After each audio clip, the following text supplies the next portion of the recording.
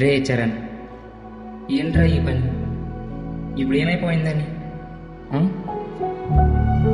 దా కూర్చో. చిన్నప్పటి నుండి ఒకటే ఎగ్జామ్స్ రిజల్ట్స్ అని అదేనా సార్ నా లైఫ్ డిసైడ్ చేస్తుంది. కొన్ని కథలు కొందరి జీవితాలనే మార్చేస్తాయి.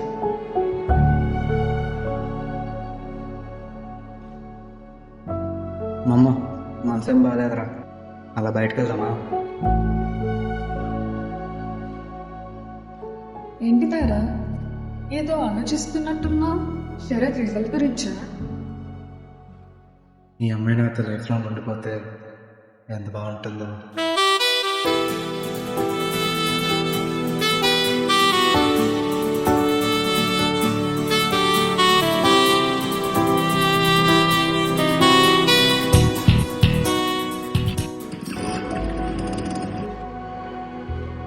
నేను రైటర్ అయిపోతానా? లేదు లేదు, నాకున్న గ్లామర్కి హీరో అయిపోతా మావాడే.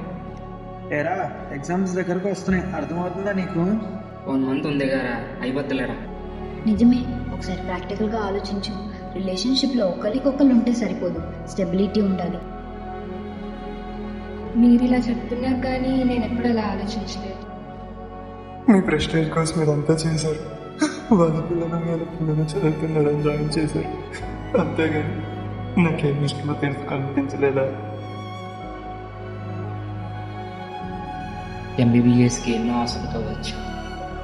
ఇంకా లైఫ్లో మాకు వెనక్కి తిరిగి చూడాల్సిన అవసరం లేదనుకున్నాను.